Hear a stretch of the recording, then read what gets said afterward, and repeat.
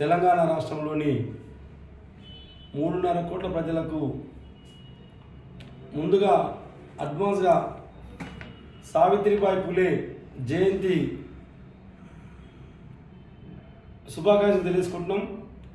రేపు అనగా జనవరి 3 నాడు సావిత్రిబాయి పులే 193 జయంతి సందర్భంగా ఈ తెలంగాణ క్యాపిటల్ సిటీ హైదరాబాద్లో రవీంద్ర భారతిలో 1 గంటకు 36 మంది టీచర్లకు, అదేవిధంగా 36 మంది ప్రముఖులకు, అదేవిధంగా అన్ని వివిధ రంగాలు చేసినటువంటి సర్వీసును గుర్తించి 193 మందికి అమ్మవారి సావిత్రిబాయి పులే జయంతి 193 జయంతి ఆ 193 ప్రముఖులను సన్మానం చేయాలని తెలంగాణ రాష్ట్రంలోని ప్రజలందరికీ మేము ఒకసారి పిలిపిస్తున్నాం. మీరందరూ ఆహ్వానితులే.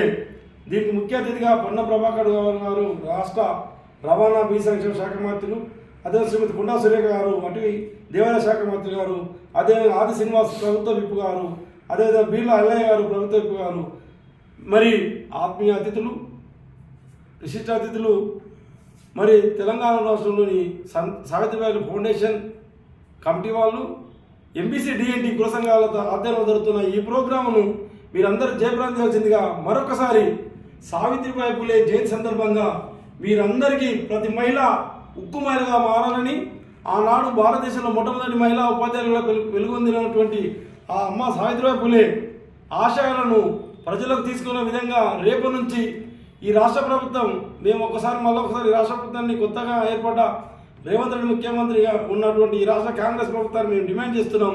ఇంకా టైం ఉంది.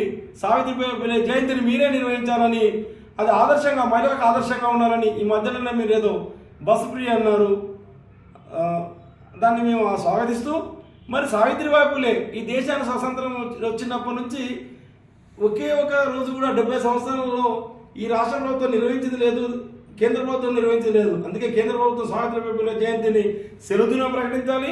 అన్ని రాష్ట్ర ప్రభుత్వాలు 28 రాష్ట్ర ప్రభుత్వాలు జయంతి ఉత్సవాలుగా జరపాలని ఒక నెల రోజులు మేము సావిత్రిబాయి పులే ఎంబీసీ డిఎన్టీ కులాల తరఫున డిమాండ్ చేస్తున్నాం. అదేవిధంగా ఈ రాష్ట్ర ప్రభుత్వం చిత్తశుద్ధితోన సావిత్రిబాయి పులే విగ్రహం పెట్టాలి, ఒక ఉద్యానవనం నిర్మించాలి. అది తెలంగాణలో టూరిజం శాఖ పరిధిలోకి తీసుకొని టూరిజం ప్లేస్ చేయాలని మేము డిమాండ్ చేస్తున్నాం.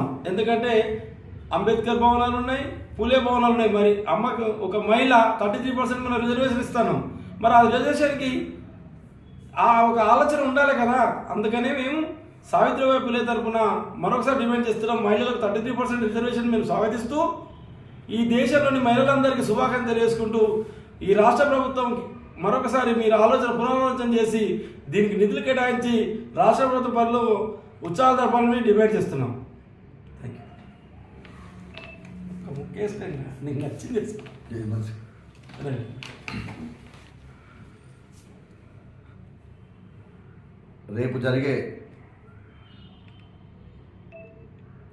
రేపు జరిగే సావిత్రిబాయి పులే జయంతికి వేలాదిగా తరలి రావాలని పిలుపునిస్తూ Savitribai Phule foundation MBC DNT సంఘాల ఆధ్వర్యంలో జరిగే కార్యక్రమాన్ని విజయవంతం చేయాలి.